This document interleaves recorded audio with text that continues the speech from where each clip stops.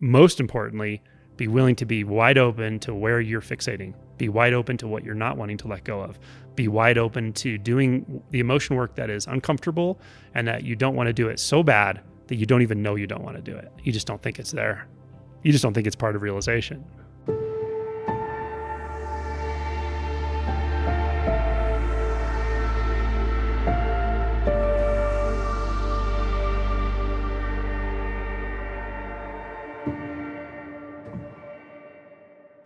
As I've mentioned, and as many people know through experience, often this path, this spiritual unfolding or opening, starts with like a big disruption in life, a big rug pull.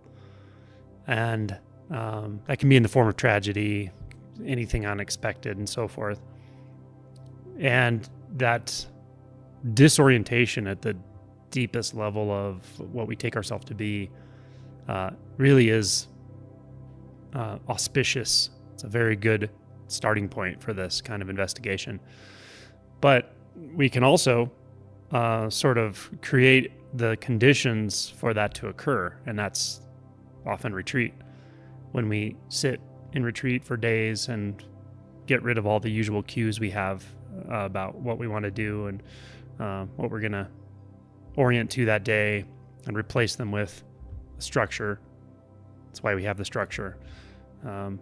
Replace them with ongoing meditation, not giving the ego a lot of avenues to entertain itself and distract itself. We can get to that place of disruption, that place of disorientation. And it's a good thing, even if often we don't know what to make of it. The mind gets really kind of weirded out by it. You can start feeling a little crazy, or just a little like you don't even know what the hell's going on, or why you came, or where you are, or who you are, or whether this is working, or whether you're having any benefit from retreat. You just kind of lose your orientation, which is actually really good. That's kind of the point, largely the point of retreat. So how do we utilize that? How do we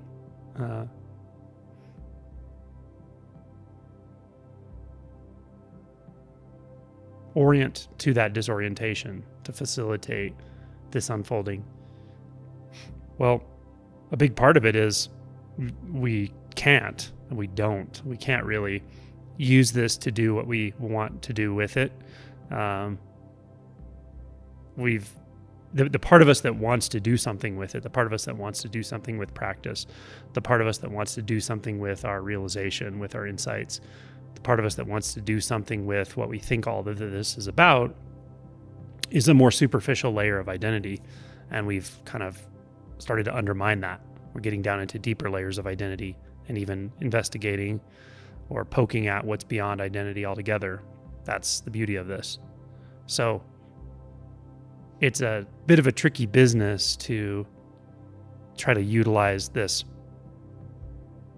rug pull that is available to us, that comes upon us in deeper retreat, in the normal ways that we would utilize anything. So that's kind of out the window. Just trusting it, just being with the experience is huge. It's very valuable. Continuing to question any beliefs that may be arising, even about this, is also valuable. Not questioning with any intention in mind, not questioning with an agenda in mind, not questioning through a need to control, but just questioning to question. Questioning to align ourselves with a truth that is beyond our concepts about who and what we are, a truth that is beyond our structured way of seeing the world, seeing ourselves, seeing reality. That's what these questions, this type of questioning does. It questions the most fundamental beliefs we have. When we are in this space of disorientation, or this space of having felt like the wheels just came off, and we're, to put it in terms of something I read in the 3 Pillars of Zen, we become something like a simpleton or a punching bag. You just kind of moved around by the retreat. You go here, you go there. Part of you's like, I don't want to go here today. I don't want to do this today. I don't want to sit right now. And it doesn't matter. You just do. You just go along with the schedule. Let the retreat run itself. Let the retreat do its work. And it does good work. It does powerful work. So that there's a profound teaching in that. There's a profound transmission in just becoming one with the retreat, even when it's really uncomfortable or confusing or disorienting. It's supposed to be that way, and it's hugely valuable, though you won't know the value of it often in the moment at all, and that's okay.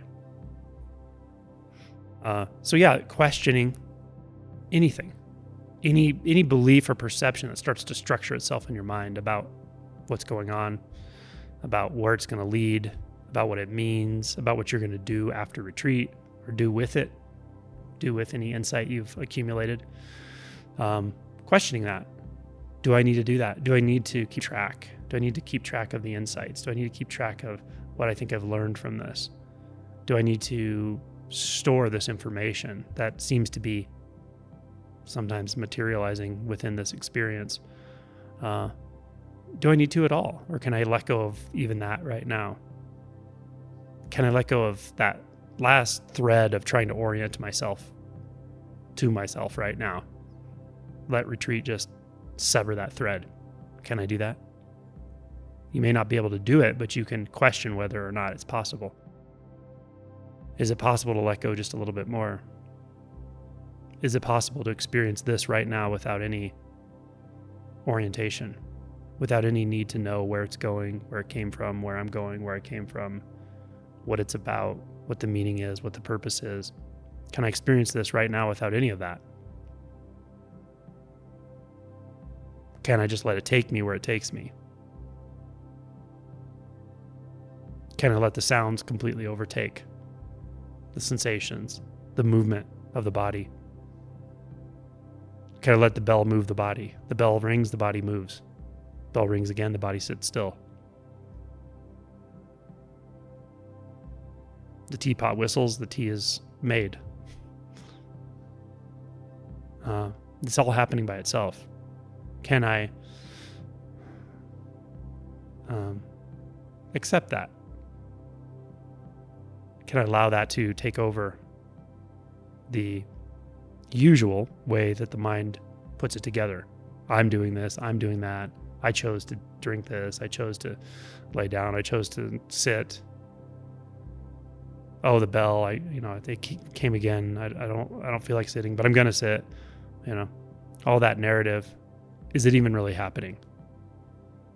Bell rings, feet move, cushion adjusts itself, body sits, body becomes quiet, mind becomes quiet.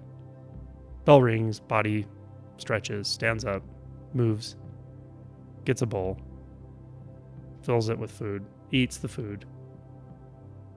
Bell rings. Just be that. Can I just be the retreat? Can I just be the bell? Can I just be the food eating itself? Can I just be the dog walking, sitting, sniffing, barking? Can I be the hum of the fan? Can I be the breath?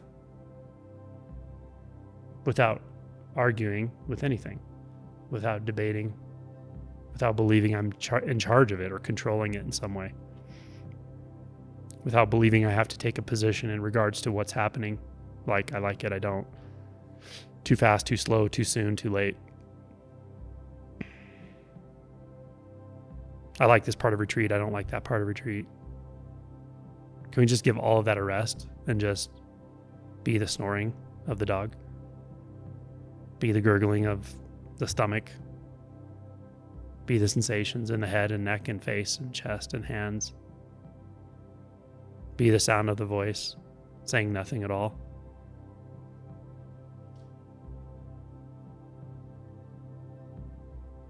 Be the eternal, infinite experience when we close our eyes?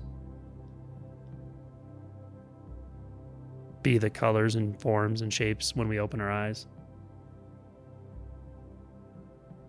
Be the reflection in the mirror with no one being reflected, nothing being reflected, no mirror, no face, no body, no world, no universe.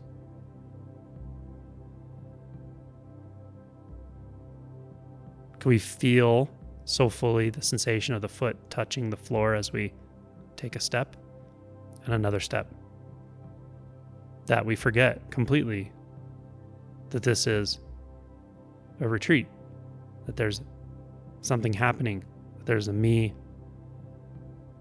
that came from somewhere that's going somewhere? Can there just be the step? Maybe the step was always there. Maybe the step is always there.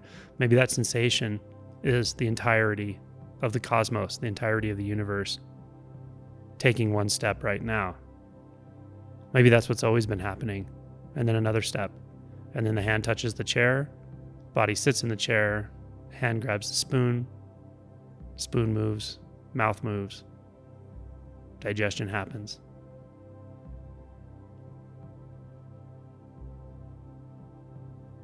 If we can question identity deeply enough, then this is what will be revealed. If we can question our agendas enough, this is what will be revealed. And if we run that through the mind, like, ooh, would I like that? Would I like it if that was like that? You won't get it. The mind will distort that. Mind can't know this. Thoughts can't really know this. But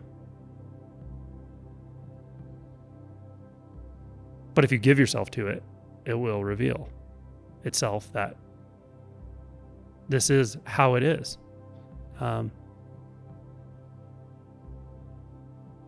Sound is just sound, and that's it. That's all there is. Everything is sound. Sensation in the fingertips is just what is. It's primary to everything. It's primary to beginnings and ends, primary to the illusion of time and space. It's everything already. Everything that could be.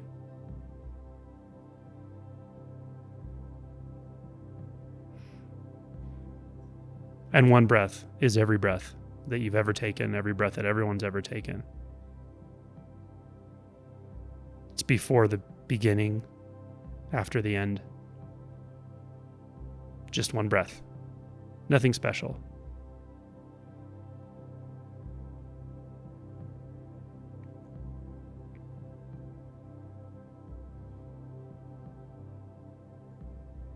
With this, the mind calms naturally. Stops telling stories. May make some noise. There may be thoughts. But it's not anything problematic. Not distracting. It's just an experience. Just another sensation. Hand moves. Mind moves. Feet move.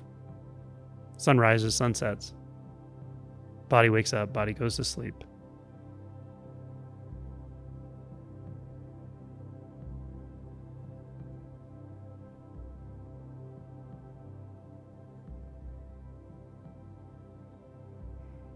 Retreat seems to begin, retreat seems to end, but it never really ends and it never really begins.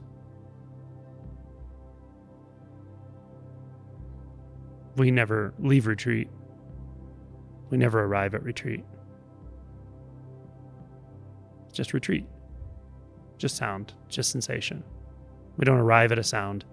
We don't depart from a sound. The sound doesn't arise when there's no one in reference to it. It also doesn't depart.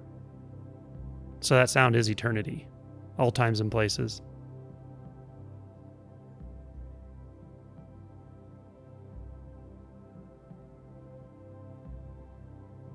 And if this is challenging, it will be because we have some pushing and pulling, something that's a little bit reactive to something, maybe a sound, something that's trying to judge it, push it, pull it, like it, not like it. A little bit of that static. And that doesn't make the sound not be just the heard. It is just the heard. It is just the sound. It's not changed or marred or altered or suppressed by aversion, by the pushing, pulling of the mind. it's just not touched by that. The pushing and pulling that we feel is ultimately just a sensation. It's a sensation that's being interpreted. And the interpretation is being interpreted through a reflection of the mind of something. And the only thing the mind can reflect ultimately is sound, sensation, color, taste, smell. And mostly it's sound and visual experiences being reflected in the mind. And that's the filtering. The mind filters. Consciousness is distorting in nature when it reflects. And there's identification. So it's not going to be an accurate reflection.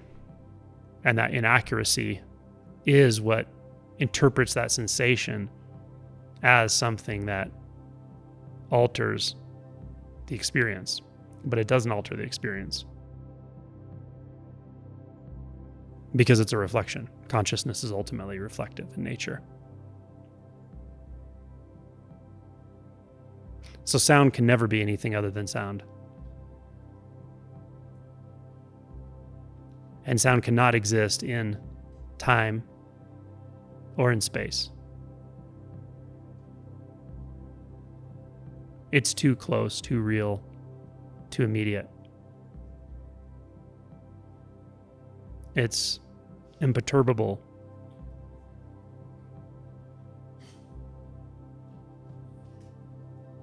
So all this work we do in consciousness, we've done a good amount in this retreat, meditation and unbound consciousness, meditative states of samadhi and so forth, largely are there to just calm that mind, to calm that reflective apparatus.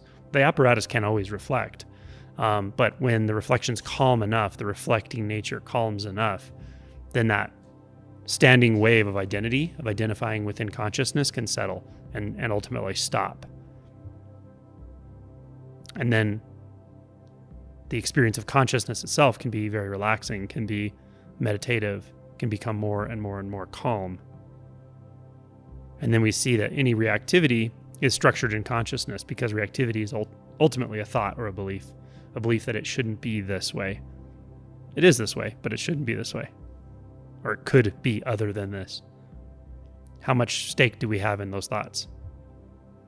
When we calm the mind enough, we see they're completely absurd. Those are absurd thoughts. We can't make something not be the way it is. So the more we unload those reactive polarities, the calmer consciousness becomes. More importantly, the calmer consciousness, that consciousness gate, can stay in situations that are not meditative in nature. So interacting with other people and doing, working and so forth. What allows us to stay in a kind of equanimity and not getting entangled in and identified with the reflective mind in those situations is doing work around any reactivity. This is the beauty of doing work around, say, the fourth and fifth fetter, desire and ill will, emotion work, shadow work, anything. A big part of, and this area is why living a life where you spend a lot of time meditating, but you're not doing emotion work or shadow work, you can kind of get in a little stuck in that pattern where you can experience deep states of equanimity in meditation, and then as soon as you're out of meditation, it collapses, especially around others. This is why doing work around reactivity, shadow work, even somatic work around vasanas and fixations is really, really important for deeper realization.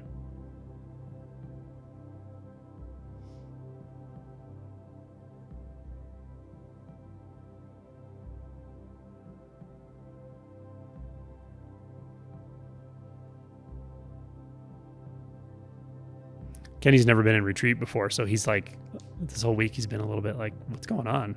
Especially during sound synergy, he's just like, what is happening? Why is everyone shaking? Why is mom carrying those instruments around saying stuff? Yeah, I don't think he's ever been in retreat. Cleo usually comes to retreat. I think he's getting used to it.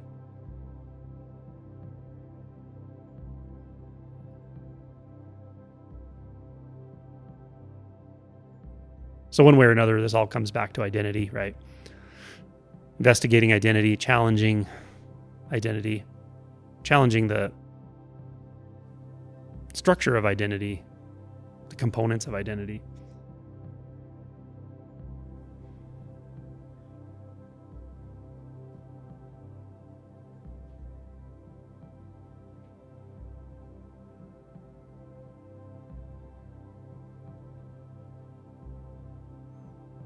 And there are so many ways to do it.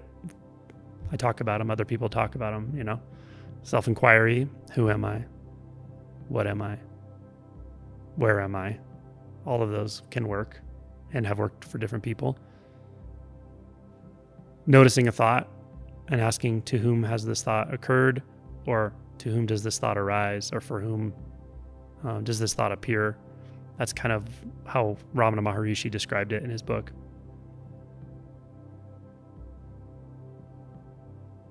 I describe ways of investigating the nature of thought directly, the nature of thought within consciousness,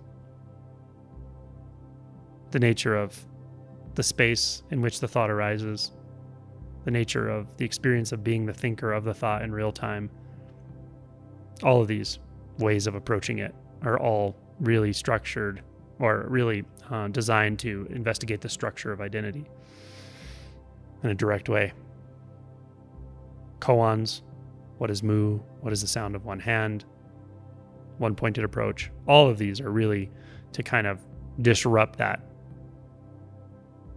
seemingly structured identity, structured in thought, in a fundamental way. And once it's disrupted in a fundamental way, it's kind of like just a matter of time.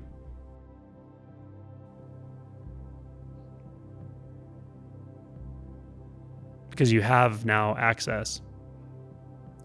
You have access to what's under the hood. You kind of see it. You see identity functioning. You see more and more the mechanism of identity getting its grip. The feeling of being the one who's gripped by identity and believing it. Like, oh, I got lost in my thoughts again. And realizing, okay, even that, right?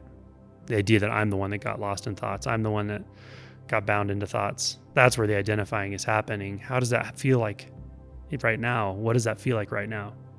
And lead yourself back to that knowledge that is beyond words. And are able to remain in that space. So, as I talk about frequently, that's the first movement. Disrupting identity. Sometimes it's stated as simply as seeing that there is no separate self.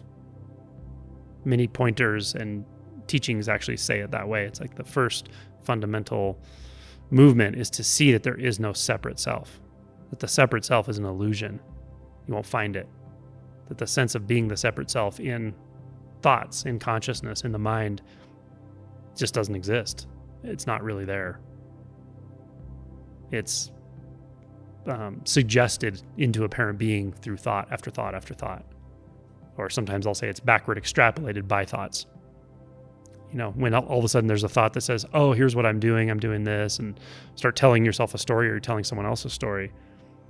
It's not like there's an I in the story. It's just that the thought sort of makes it feel like there's an I that thought's about, right? It's backward extrapolated.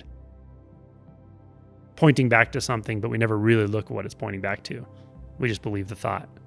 So if there's a thought that says, I'm feeling crappy, there must be an I that feels crappy. That's just assumed, right? So it's kind of funny because questioning that directly may or may not be helpful, but it can be really fruitful to look back and see, well, okay, where's the I then? Try to find it. And when you don't find it, and this can take one good look or it can take a lot of looking, but when you don't find it, convincingly don't find it, then a lot of different results can happen, but they're all in the same category, and the category is awakening, ultimately. You can become convinced that there is no self, and that's fine. But the experience, but even then, the apparatus of identity is not completely over. It's not stopped. There can be seen that there is no self, but it doesn't mean there's not selfing. It doesn't mean that there's no re-identifying with thoughts periodically or frequently. Doesn't mean that there's no reactivity, assuming a self that's reacting. So yeah, with that shift, and sometimes I think it just depends on how you're pointed, or what kind of process you were using to disrupt that apparent separate identity, apparent separate self. You may be sort of convinced, okay, there just is no self. And that's true, but it can be confusing if you think that that's the end. That's the beginning. You could say it's the first fetter, if you want. Sometimes, again, depending on how you're sort of aligned in all of this, that seeming separate self can be seen to not be there, the thought-based self, and then all of a sudden it's somehow realized, or it appears that instead of a separate conceptual self, there's just this kind of vast experience of being that is the self with a capital S, or some people will call it the I am sense. And it'll feel very much like that. For me, I don't think it was either one exactly. It was more like there was no concern about self or no self. It was just that the feeling of trying to be someone within thought, struggling, trying to figure out the problem of me with the problem, which was thought, it just stopped. And when that stopped, it was just like I was just sort of enraptured with how fluid everything was and how ineffable everything is. There was like not a thought about self, actually. There wasn't a thought about me. It was really weird. It was just more like, wow, reality is so simple and vast and fluid. And this was with the first shift. And there's more to it. There's just the simplicity, the innocence. What a relief to not have to figure anything out. What a relief to not have to figure out a problem of me, because there isn't one. All of that was so nice. Just peaceful. Big release of energy. A big release of a seeming weight that I didn't realize I was carrying. All of that. So it was just like it just felt like just an ocean of experience there was nothing to think about or figure out about it. That was really nice. And when I would sit, close my eyes, the experience of unbound consciousness that I described was just immediately available. It was so nice to just be in that being space, that knowing space, without knowing anything, including a self. It was just kind of contentless and really simple and beautiful. So that's how the first shift was for me, but it's different for everyone. And again, sometimes it's how you're predisposed based on the practices or the group you're working with or the teacher you're working with, how you're going to interpret that. But as I say frequently, to me, the litmus test is, was there a shift in what you take yourself to be? Nisargadatta said it that way. His teacher essentially said, you're not what you take yourself to be. That's how he started. And then he gave him a practice or whatever. And that's it. You find out you're not what you took yourself to be. For me, it was, I'm not this collection of problems in the mind that I have to solve, and I'm not all entangled in thoughts and all that. I'm not the stories I was telling myself at all. It wasn't any of that. For someone who's oriented maybe toward in a Buddhist way or something, a doctrinal or sort of traditional Buddhist way, you might suddenly realize, oh, there is no self. I'm not a self. Right? But the I part is still kind of there, which is funny. If you're oriented to Brahma Maharishi or traditional Advaita Vedanta, you might suddenly realize, oh my God, everything is the self. Everything is the self. It's a vast, boundless self. Yeah, includes everything, right? Those are all the same experience, in my opinion. And it doesn't mean that every awakening is to the same depth. Some awakenings do go beyond that, at least intermittently or periodically.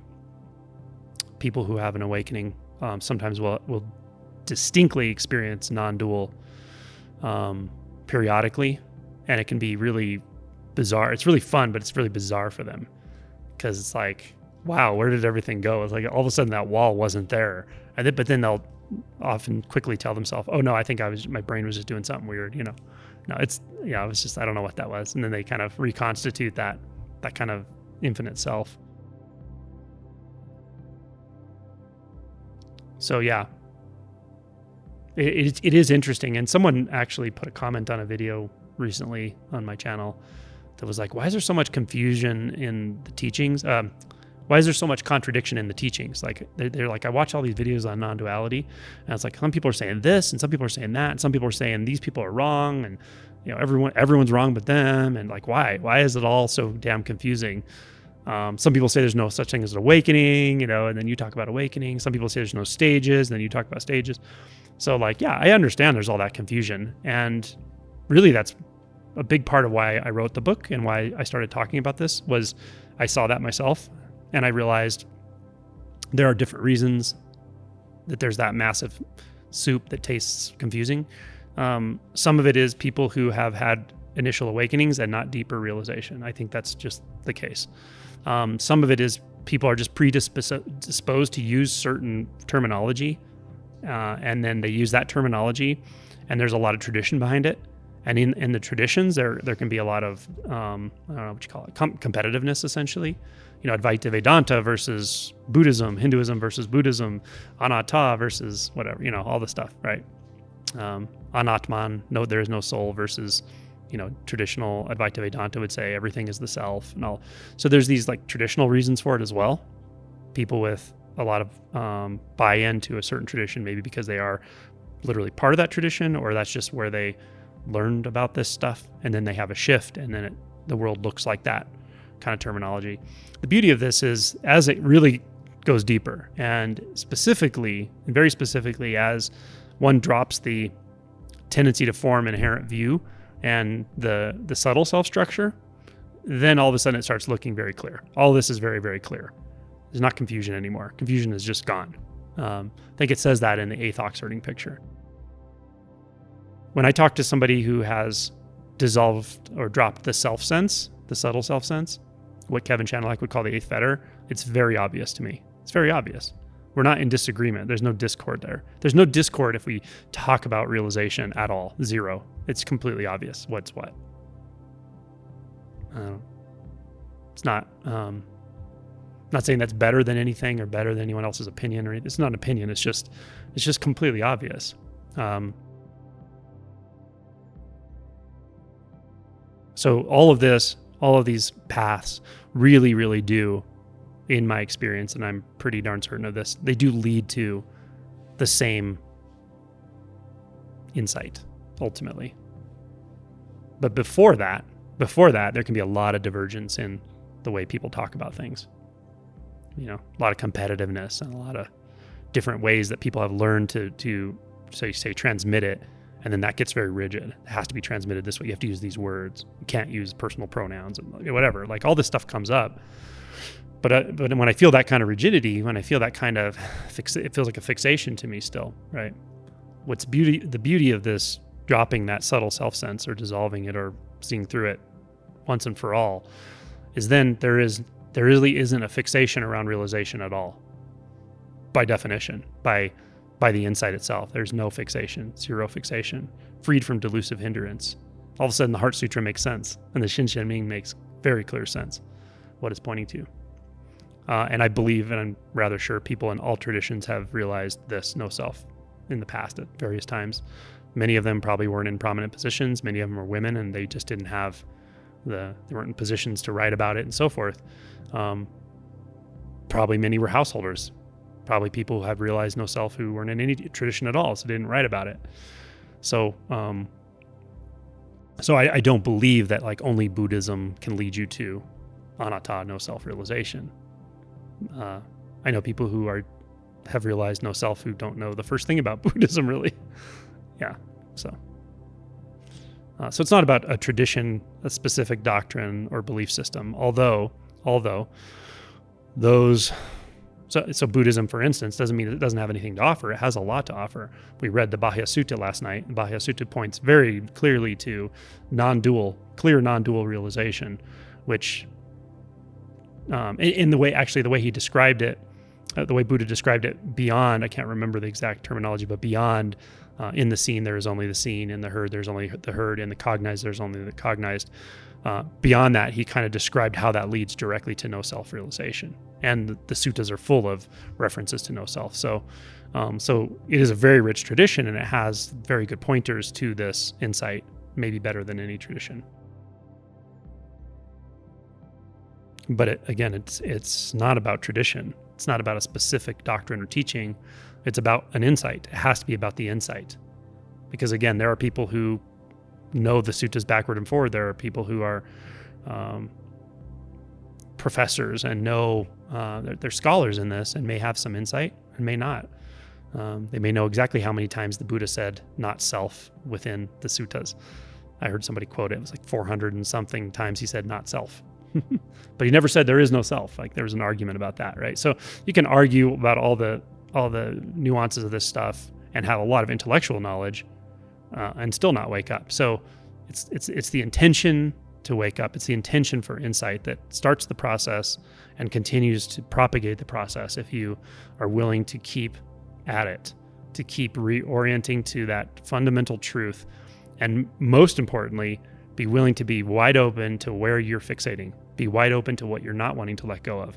Be wide open to doing the emotion work that is uncomfortable and that you don't want to do it so bad that you don't even know you don't want to do it. You just don't think it's there. You just don't think it's part of realization. That's how, right? Can I get an amen?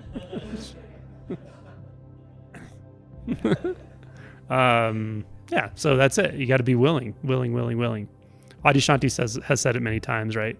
There's will, and there's willingness. And there's times during this process, in my opinion, that you need will, and there's times that you need willingness.